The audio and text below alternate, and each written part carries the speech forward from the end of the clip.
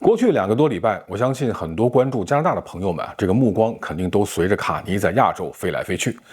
印度、澳洲、日本这事儿也都不小，55亿加币的商业大单，铀矿的合同尤其是那个要花费不少真金白银的印度人才引进计划，估计这个消息让加拿大不少朋友都心惊肉跳，是没完了吗？这是。但今天这期节目咱不谈卡尼了我想从一件很多人没有注意到的事情说起。那么就在卡尼从印度去澳大利亚的同一天就是2026年的3月2号，加拿大保守党领袖伯利治呢也登上了一架飞机，目的地呢是伦敦和柏林。那要知道这可是他2022年秋天当上保守党党魁以来3年半的时间里边第一次正式的国际出访。你看，一个有望冲击总理宝座的政党领袖，在长达几年的时间里就把自己完全锁在家里这就难怪我都在这个去年大选前的节目里边就批评过他，说他缺乏国际视野和经验，微观上很充分，但宏观上明显有欠缺。你看，我没冤枉他吧？好几年，对吧？这才第一次出门。但是3月2号之后发生的事儿呢，却让我对伯利治这个人呢有些刮目相看。从2号到8号整整1个星期的时间，伯利治的行程安排的是极其紧凑。在伦敦他先去了卡尔德俱乐部，这可是英国保守党的100年大本营他在那儿呢，先是跟英国商界领袖们闭门会面，然后呢又见了英国保守党的现任党魁巴德诺赫，以及前内政大臣和一些影子内阁的成员。接着呢，他就在伦敦呢发表了一场以纪念撒切尔夫人为主题的演讲，第一次系统性的向国际听众呢阐述了他的外交战略。他的核心论点其实极其明确，加拿大不应该为了追求什么世界新秩序，就跟自己最大的客户、最近的邻居，也是最强的盟友美国去决裂。那么他还强调要推进那个著名的叫做 CANZUK 的构想CANZUK。这什么意思呢？就是那个加拿大、澳大利亚、新西兰和英国的这个4国联盟这个构想提出其实已经很多年了，这是一个在英语圈国家这个流传已久的一个地缘政治和经济概念。那现代意义上这个 CANZUK 政治运动呢，主要是在2015年前后由一个倡导组织，名字就叫 CANZUK International 推动才兴起的，被视为是英国脱欧以后重构全球贸易联盟的一个潜在方向。那么加拿大保守党呢，早在2018年这个在哈利法克斯的这个全国政策大会上呢，就已经通过了基层代表投票，正式将支持这个 CANZUK 协定涵盖了自由贸易、人员自由流动和防务合作等等呢，写进了保守党的官方政策纲领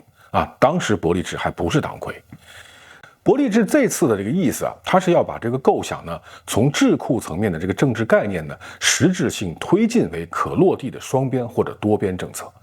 在英国呢，他也确实从3个维度呢，实质性的推进了这个合作框架。首先呢，他把宏观愿景式的这个概念呢，转化成了一个具体的供应链提案。他在伦敦和商界领袖的这个交流当中呢，重点就推销了在 CANZUK 成员国之间的建立关键矿产和能源供应链闭环的这么一个具体构想，也强调了加拿大可以实质性的填补英国和欧洲盟友在这个领域里边的这个战略缺口我们有的是能源和矿产。那么与此同时呢，伯利治当然也要传递了一个准执政级别的承诺那就是说，如果加拿大保守党在未来大选中可以组建政府的话，那么他们一定会把落实涵盖人员自由流动和供应链深度整合的这个 CANZUK 协议呢，作为保守党新政府优先的外交和经济议程之一。伯利治不仅有推进这个具体的这个计划和目标而且这次还锁定了英国高层的为这个构想的一个政治背书。他和英国保守党领袖巴德诺赫以及影子内阁成员在深度会晤之后呢，巴德诺赫在3月9号就公开表态，我支持 CANZUK。那么这也就成功的确立了2国保守党高层在这个地缘战略上的一个联合阵线。当然，伯利治现在毕竟不是加拿大总理他表态要推动这个构想呢，我觉得更大的这个现实意义呢，是要凸显保守党我们有自己的国际事务处理框架，而不仅仅是只能对着卡尼所谓第3条道路的外交政策去开炮。在英国之后呢，他迅速就飞到了德国我注意到他在德国的新闻呢，是3月7号他出现在了亚德港这里有德国在俄乌战争爆发以后紧急上马的关键的一个 LNG 的接收设施。那伯利治在画面里边戴着安全帽，穿着反光背心，一副码头工人的打扮啊。他指着停泊的一艘这个等待卸货的 LNG 船，他对镜头说：“这艘船里啊装着价值2.5亿美元的 LNG 啊，这些钱本应该是加拿大赚的。” This should be a Canadian vessel carrying $250 million of Canadian energy. Instead, these are Scandinavian vessels carrying American energy. How did we get here? 那么，当我们如果解锁了咱们的这个资源、这个各种限制之后呢，这就会是我们加拿大的生意了。必须得说啊，这画面确实是让人挺印象深刻的。但是实际上啊，伯利治在德国的高光时刻呢，并不是他在这个码头的栏杆上爬上爬下的这个时候，而是在3天前，就是3月4号，在柏林，在康拉德阿登纳的这个基金会上。这是一个德国核心的智库。伯利治在那儿呢，面对众多德国政商界人士呢，发表了他此行最重要的一场演讲。他说你看，伊朗的无人机刚刚袭击了卡塔尔的这个 LNG 设施，欧洲的能源价格又在飙升了。那德国，你过去依赖俄罗斯的廉价天然气，是觉得价格低、风险远，但是从俄罗斯入侵乌克兰之后，你这个如意算盘就打不响了。他的原话当中说的是，那自由国家不应该在拥有一个可以信赖的盟友的情况下，你还要去依赖不稳定的供应商。那话什么意思呢？就是加拿大可以成为你们稳定的供应商，我们也一定会赢得这个角色。My future government is going to take the words of Elvis Presley, a little less conversation, a little more action, please, in getting the job done. 当然，他不是只给德国人画大饼啊，他当场也提出了2项具体承诺。第一，就是一旦加拿大组建了保守党政府，那么就一定会与德国等这些盟国呢签署有约束力的天然气长期供应协定给你吃个定心丸。第二呢，将以战时的效率呢，动用联邦宪法的权利，强制推进 LNG 终端和管道的审批与建设。他的原话是说呢，我要不惜打破常规行政框架，直接碾压取代各地政府的这种官僚障碍，也要强推能源出口。这决心是杠杠的不用怀疑伯利治在这个英国和德国这些表态，也就迅速引起了加拿大媒体和评论界的高度关注。那不是骂他，而是很多人第一次意识到，伯利治不再是那个只会在国会里咄咄逼人的反对党，他甚至有了准总理的架势了。那我们再回顾一下，卡尼3月7号在日本东京结束他亚洲之行的时候呢，伯利治正好在德国的港口挥斥方遒。你看这2位一个向东，一个向西，一个在印太寻找第3条道路，一个在欧洲要夯实跨大西洋的传统基本盘，2套路线，也就是2种国家想象，那么在同一个星期里，同时就扑到了世界的桌面上。说到这儿，我就提醒各位要注意一个特别有意思的细节这个作为在野党领袖呢，伯利治这次出行他全程坐的都是商业航班自己拎包，自己排队，自己过安检。那所有的费用呢，也都是由保守党筹款来支付，没花纳税人1分钱。但是呢，你看同一时期的卡尼总理就给他当背景板了。卡尼坐的是皇家空军的专机这个永远都是西装革履。其实这件事儿本来这是很正常的，规定就是这样。但是呢，在国内舆论场上，伯利治却很巧妙的，就是多拿到了一些公关分因为他就把自己那个精打细算、尊重纳税人的这个人设呢，在卡尼这个背景的映衬下呢，显得就会更引人注目一些。你看这种细节的把握，也是伯利治逐渐在政治上更加成熟的一个象征。而且伯利治在回国以后呢，几乎没有停歇就是今天我录节目的时候，他已经又去美国了。据说在美国的行程中呢，他要去找出解决美国汽车关税危机的办法，那么还要在最后一站的纽约要全面阐述他对美加关系的这个政治愿景。你看，从欧洲的能源外交到北美的贸易攻防，他在2个星期之内呢，就要完成一次从国内反对派到全球视野的这个候选领袖的形象升级。好，说到这儿，有些老观众可能就会纳闷了，说老白，你今天是怎么回事？你什么时候开始对伯利治好像也言辞有加了？你不一直是自由党的走狗吗？评论区很多人都这么说我。我知道那是因为我分析卡尼政策的逻辑比较多在评论区也的确挨了不少骂。但其实呢，我确实没有站队，我只是想告诉大家我真实的评价和分析。那今天我关注伯利治，并不是因为我就转向了啊，而是因为他让我看到了一个重要的变化，就是他补全了自己最大的短板。如果你回想一下过去3年的伯利治，你脑子里的画面是什么？是他在议会质询当中怒怼特鲁多啊，是那个很顺口的 X the tax 的这个口号，是他举着一袋的苹果啊，说是你看这东西多贵，这些短视频啊。伯利治是很擅长攻击的，也很擅长制造传播力极强的片段。可是，当你要问他说，你这个要是当了总理，你的完整的方案和这个纲领是什么呢？好像这么长时间以来，他一直没有给出一个让人信服的回答。所以，批评者就说他说犀利，但是零碎。说实话，我觉得这个评价是挺中肯的。但是，刚刚过去这次的欧洲之行呢，加上此前发布的加拿大优先经济行动计划啊，这套价值1060亿加元的这个施政纲领，你把这些动作啊，就最近这些伯利治的这个消息放在一起看，一个清晰的信号正在浮出水面。那也就是说，伯利治领导的保守党正在从一个这些年只会说不的反对党呢，在转变为一个有完整国家蓝图的替代政府。我知道啊，就像很多人讨厌卡尼一样，也有很多人不喜欢伯利治。但是无论你喜不喜欢他这个变化都值得我们认真对待。那至于卡尼这边啊，他的印度行到底成色如何？印度人才和创新战略背后到底藏着什么棋？在自由党的这个路线背后又有哪些致命弱点啊？这个我后边会跟伯利治的这个主张进行详细的去对比，您别着急。但是接下来呢，咱们还是要先把伯利治的刚才说的这个政治蓝图呢，给它分析清楚。先说经济方面，伯利治的经济叙事呢，有一个卡尼怎么都比不了的优势啊，我觉得啊，就是他说人话啊，减税、建房，你赚的钱你做主，这些话咱普通人一听就懂。但是卡尼呢，张口就是什么可变几何外交啊，什么碳边境调节机制，你没有3年的这个经济学的这个学识啊，你真有时候听不明白他在讲什么。那么，但是在选举政治里，这个差距有时候就是致命的。伯利治的经济政策的核心呢，就是要把个人所得税的最低税率从15%降到12.75%。意味着平均每个工薪族1年就能省900块，双职工家庭能省1800块。同时，在加拿大国内再投资的资本利得呢要免税，加拿大产的新车要免联邦销售税。他还提出了一个非常有针对性的点啊，就是要打通省际贸易壁垒。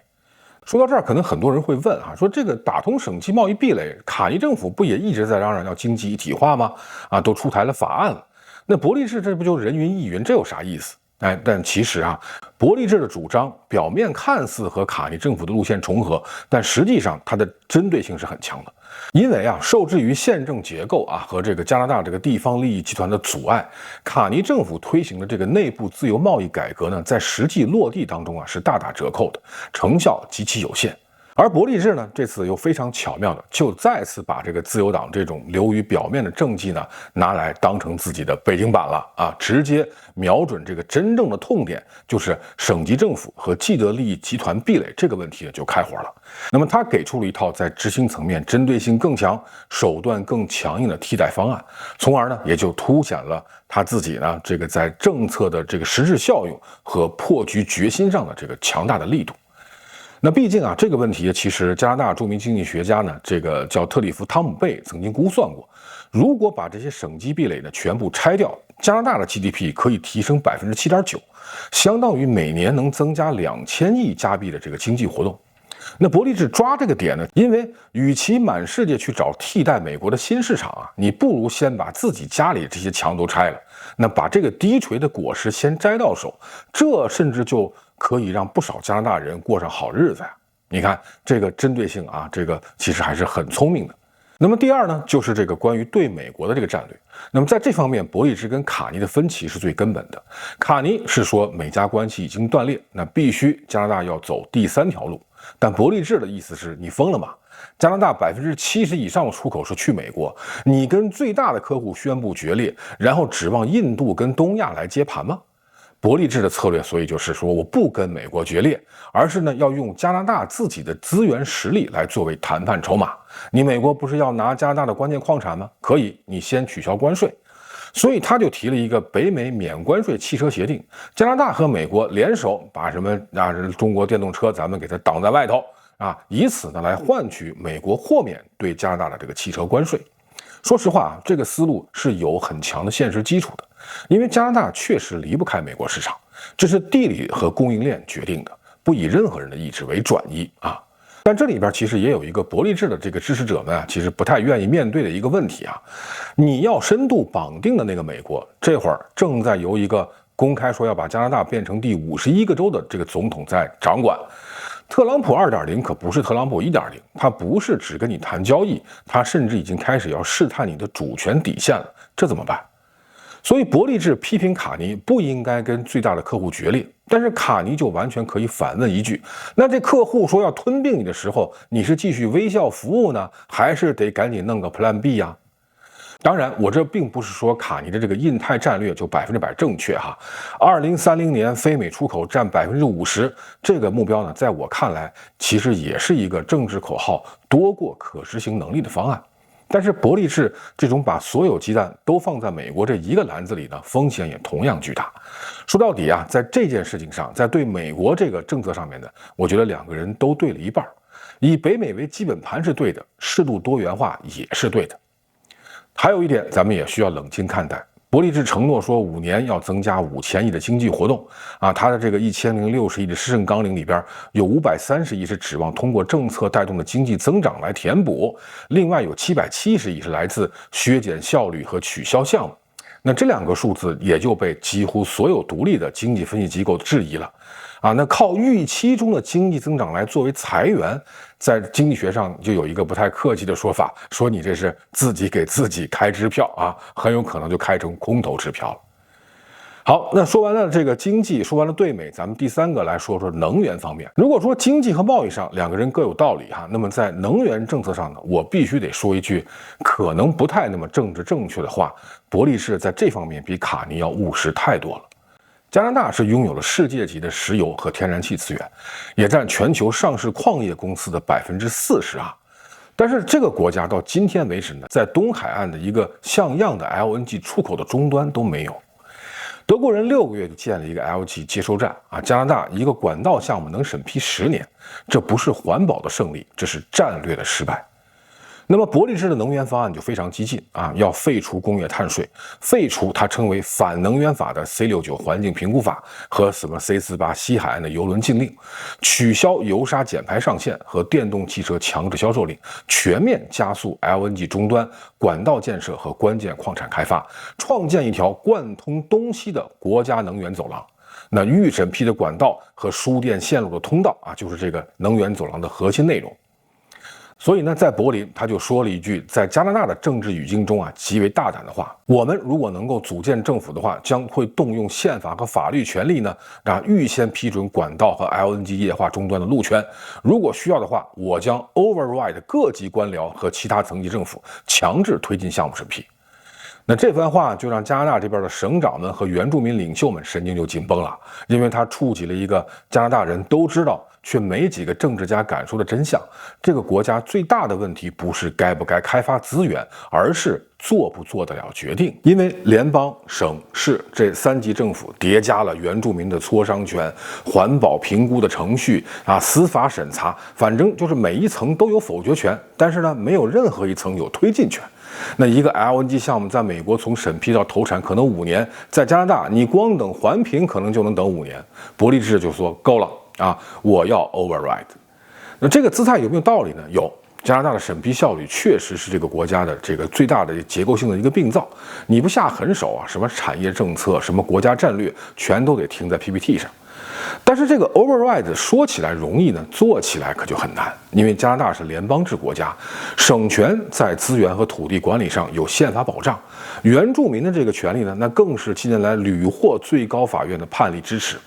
这是宪法权利你可以不喜欢，但是你绕不过去。那伯利治真的能用联邦权力碾压各级政府吗？还是说他上台以后也会发现自己撞上了跟卡尼完全这个遭遇一样的那堵墙，就理想很丰满，但是现实呢，你终究会被各级政府和法院拖进旷日持久的扯皮之中。那还有一个更深层次的问题啊，如果加拿大再次全面压住这个传统能源，经济学上呢有一个噩梦叫荷兰病。什么意思呢？就是说，如果资源繁荣推高了本币汇率，高汇率就会打击制造业出口的竞争力，那么制造业萎缩，经济结构就会单一化。你看阿尔伯塔石油繁荣的年代啊，安省和魁省制造业就吃过这个苦头。所以伯利治说，能源安全即国家安全，这没错。但是如果安全的代价是把整个国家都绑在油价曲线上去玩过山车，那你换来的可能不是安全，而是另一种形式的脆弱。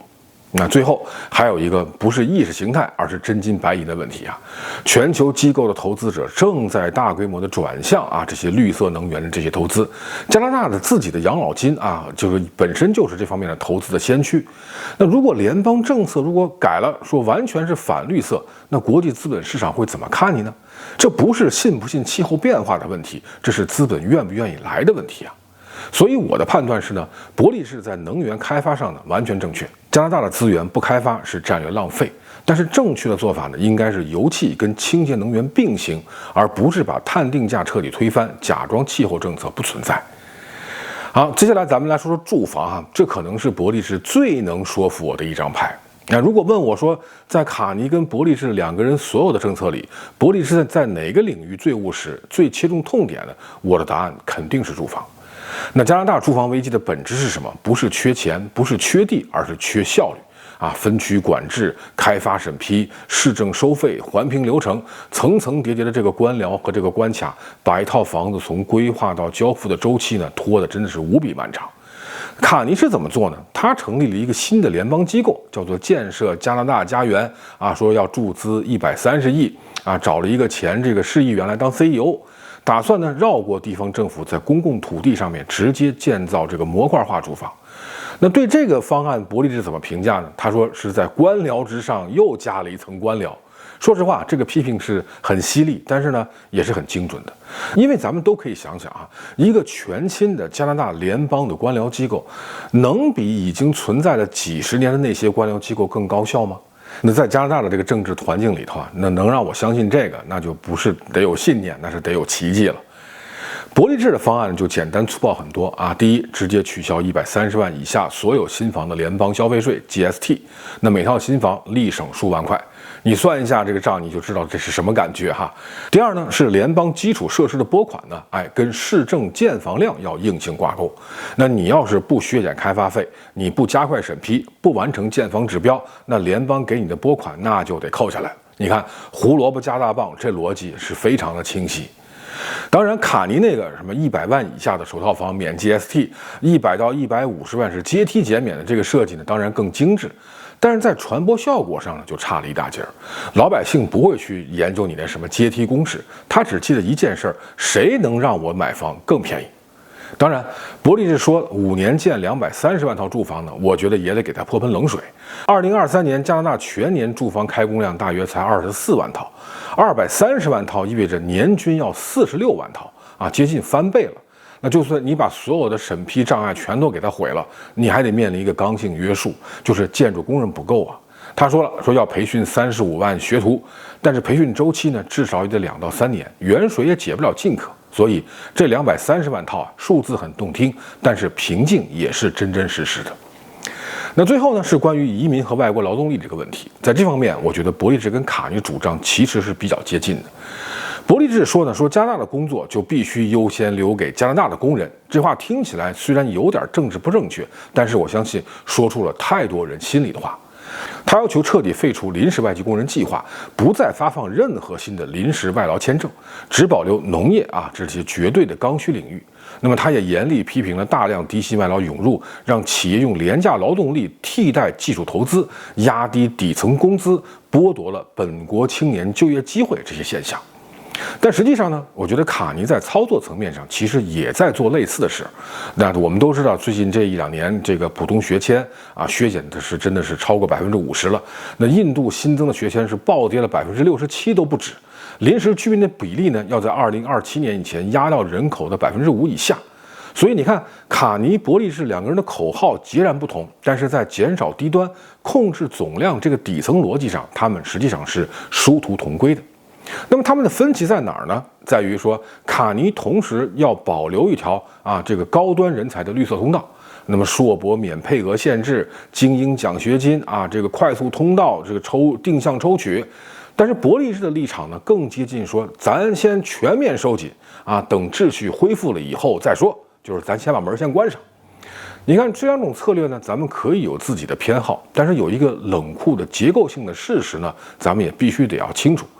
加拿大的生育率呢，已经跌到了1.26远低于人口替代水平的2.1。那么也就是说，这个国家的人口增长几乎完全依赖移民。那如果真的要是给关上门了，3年到5年，你会看到劳动力严重短缺，养老金体系承受更大压力，经济活动也会面临更大停滞的可能。这不是自由党左派的恐吓这是实实在在的人口数学。所以关门可以是一个短期的修正手段，但是不能作为长期的国家战略。那说了这么多伯利治我当然不能不提卡尼我的过去节目里其实讲他很多，所以今天呢，我就只把卡尼路线的这种逻辑和要点摆出来，为的是让大家可以相互去比较那么卡尼的整体路线呢，其实我觉得一句话就能够概括，就是国家干预主导的结构性转型，再加上地缘上的多边对冲。他想把加拿大呢，从一个美国的经济卫星改造成一个绿色科技的中等强国。它的核心政策就包括这个咱们说简单一点经济上推行什么购买加拿大货的政策，设立了50亿加币的战略响应基金目标是到2030年把非美出口占比呢提升到50%。住房上成立联邦住房机构也给了130亿，同时呢100万以下的首套房免 GST。那么在能源上呢，它要坚持碳定价，但是务实的暂停了电动车强制销售比例，推进了东西向的国家电网建设。那么在移民上呢，它是要求永久居民控制在人口的1%，临时居民压到5%以下，同时呢要给这个高端国际人才呢也要开绿色通道。那么卡尼这整套的方案呢，你说有没有前瞻性呢？肯定是有的AI 清洁能源碳捕获关键矿产，这些确实是未来30年全球竞争的核心赛道。如果加拿大真能在这些领域里边占据一席之地，那它的国际地位和经济结构确实都会有质的飞跃。但是卡尼这个方案的问题其实也不小第一，加拿大政府的执行力是所有宏大战略的最大瓶颈。联邦、省、市这3级政府的效率低下，那是出了名的。你可以设计出全世界最漂亮的产业政策，但是如果审批一个项目要是10年，建一栋楼要3个部门相互扯皮，那你的战略最后只是一份精美的 PPT。所以伯利治骂他是这个在官僚之上又加官僚，这不是抬杠这是真的存在这样的问题。第二一个，去美国化这个思路在中短期基本是幻想。加拿大60%-70%以上出口是只有单一目的地，就是美国。那你就说你的供应链是深度嵌在北美体系里的，印度很好东南亚很好，中国也很好，欧洲也不错，但是他们加在一起，短期内也替代不了美国市场。所以适度多元化是对的，但是2030年非美出口要达到50%这个目标可能你说给达沃斯的那些听众，他们会给你去鼓掌，但你要说给加拿大的企业家，大家可能只会苦笑了。第三，卡尼的面对的问题就是这个印度问题会有一个道德代价。那2023年，这个锡克教的一个领袖在 BC 省被暗杀，这我们都知道。前任总理特鲁多呢，在国会曾经公开指控印度政府涉嫌参与了什么这个对加拿大什么派特工怎么样。卡尼为了换取莫迪政府的经贸大单和外交破冰选择了做了一个议题切割。他用55亿商业合同呢，把国家主权受侵犯这个愤怒呢就给晋升了。枢密院甚至安排一个匿名官员向媒体台吹风说印度对我们的干涉活动已经停止了。卡尼本人在被记者问到这个问题的时候呢，拒绝证实这个说法，但是呢也没有否认。你看，这就是典型的唱双簧式的这种模糊外交。但事儿不会这么便宜加拿大境内有将近80万人的庞大的锡克教社群，他们把这事儿看得清清楚楚，他们一定会觉得说，你卡尼为了区几十亿的生意就把我们这些人给出卖了。那反正我觉得这笔政治账锡克人总有一天会要去跟他清算的。那么最后也是卡尼面临的一个最根本的问题，就是他的政策逻辑在传播上天然是吃亏的。碳边境调节机制这种词儿，你肯定打不过 X the tax 啊，可变几何外交这种词儿呢，也打不过加拿大优先这种词儿。那在一个碎片化、情绪化的这个舆论世界里，那需要半个小时才能讲清楚的政策呢，对阵是一句简单上口的口号。那我觉得伯利治可以自信地说一句：优势在我。好，这两边的牌呢，我是都翻开了。按说节目到这儿呢就可以结束了，但是大家都知道，只分析问题不给出答案呢，向来也不是我的风格。所以接下来呢，在今天节目的最后这几分钟啊，我想跟您一起啊，再做个思想实验。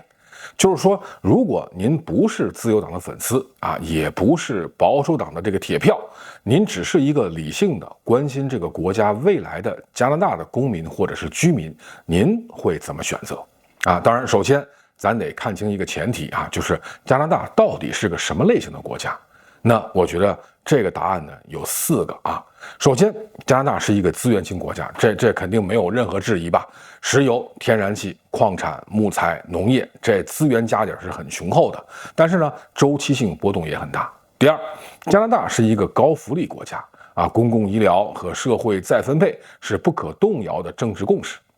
第三呢，加拿大也是典型的高移民国家，因为它的人口增长几乎完全依赖外来者。第四呢，加拿大还挺特别哈，它是美国的经济卫星国，因为刚才说了，大部分的出口是单一目的地就是美国。那么这4重身份叠加在一起啊，其实就决定了一个冷酷的现实：加拿大不能走任何一个极端。您说加拿大可以完全自由市场化吗？肯定不行，因为加拿大人不会放弃完善的高福利啊，那个本身就不是市场化行为。那么要不然咱们走完全的国家干预也不行，因为政府效率撑不起来。那彻底关门不要移民，人口数学又不允许啊。那或者是像过去一样，咱完全绑定美国，你看特朗普已经告诉了你后果了。那要不咱就干脆完全抛开美国。那地理位置又决定了这是纯粹是幻想，你看哪个极端都轮不着加拿大。所以真正有用的问题啊，不是选卡尼还是选伯利治啊，而是在每一个具体议题上，谁的方案更接近现实。那咱们来逐项给出答案。先看住房危机啊，伯利治毫无疑问更现实，去监管加绩效考核，比再建一个官僚联邦机构更能逼出结果。我们再看能源开发。我也认为伯利治更务实，但是呢，它也需要踩刹车片，因为资源不开发是战略浪费，这话一点错都没有。但是正确的做法呢是油气跟清洁能源要并行，而不是彻底否定摊定价，假装全球资本市场的绿色转向是不存在的。好，那么在贸易和对美的战略上呢，应该说两个人各对了一半。伯利治对在了加拿大离不开美国这个基本事实，省际壁垒是应该先去折取的低垂果实。卡尼呢，则是对在了说不能只有一个篮子这个风险意识，所以在加美关系这个问题上呢，理想答案我觉得是他们俩的结合。好，那么第3个呢是移民外劳的问题，这方面呢他们俩我觉得方向趋同，伯利治只是表述更有民意基础，但是完全关门啊长期不可行，因为人口结构的硬约束加拿大绕不过去。那么判断完以上这几个主要方面呢，我们还要面对一个最关键的问题，也是最根本的，就是长期的加拿大的国家前景。咱们可以想象2幅2040年的画面啊，咱们来对比一下。第一幅画面呢，就是我们完全走伯利治的路线。那到2040年，您可能会看到啊，这画面里边有一个能源出口大幅增长，短期 GDP 强劲反弹，税负降低，生活成本也有所缓解的加拿大。但是在这个画面里，您也同样会看到一个经济结构更加依赖油气，那么在 AI 和清洁技术的全球竞赛中呢，逐渐掉队的加拿大。好，那么另一幅画面呢，就是我们完全走卡尼的路线。那2040年，咱肯定能看到一个在这些前沿科技领域啊有一席之地，出口市场也更加多元化啊，这个更丰富的这么一个加拿大。但是我们也在这画面里边能看到一个政府债务持续膨胀，基建一拖再拖，政策说的都挺漂亮，但是落地缓慢，效率低下的加拿大。那这2幅画面，您更愿意选择哪一幅呢？您要问我会怎么选，我呢是2个我都想要哈，因为短期纾困呢，伯利治更有效，而长期转型，卡尼的方向更重要。说到底啊，你想要一个有方向但跑不快的国家，还是一个跑得快但是可能跑偏，甚至会回到老路上的国家？卡尼要解决的问题呢，是他想的挺好，但是做不做得到呢？而伯利治的问题是你做得到，但是你想得够不够远呢？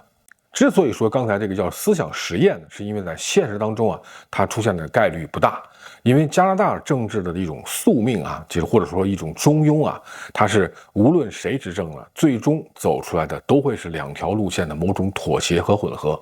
因为这个国家的政治结构，联邦制、省权啊、原住民权利、多党制、司法审查等等等这一套体系呢，它会天然的阻止某一个极端方案呢被完整的执行。所以这种中庸呢，既是加拿大在发展当中可能要付出的代价，但换个角度讲，也是加拿大的安全所在吧。今天这期节目花了很多的篇幅，去拆解了伯利治的这个政治蓝图。我承认他的很多主张呢，比我之前认为的更有操作性，更切中加拿大当前的痛点，或者说在很多方面，他的确比卡尼更接地气。但是我也不会回避那些伯利治支持者们不愿意听的话。Override 各级政府在宪法框架下能走多远呢？全面压住传统能源会不会重蹈荷兰病的覆辙？1060亿的施政纲领那些自己给自己开的支票到底靠不靠谱？把国家安全完全压在特朗普的善意上是务实还是赌博呢？这些问题不是为了黑谁，而是因为如果你真的希望伯利治能够去管理这个国家，那么我们就更应该提前想清楚这些问题。因为支持一个人最好的方式不是无条件的为他摇旗呐喊，而是帮他把路上的坑呢先能够讨论清楚。所以如果你问我到底站哪边啊，我站在那个理想加拿大公民那一边，他不是自由党的，也不是保守党的，他只是一个想把日子过好，想让下一代在这片土地上有奔头的普通人。他希望有人能把房价降下来，希望医院不用排3个月的队，希望赚的钱够养活一家人，希望这个国家别被任何人，无论是卡尼、伯利治还是特朗普当成棋子。那如果你也是这样的人，那我们是站在同一边。还是那句话，别让你的独立思考被算法养懒，别让你的睿智共情被无聊纠缠。好，感谢您的收看，我是老白，咱们下期接着聊。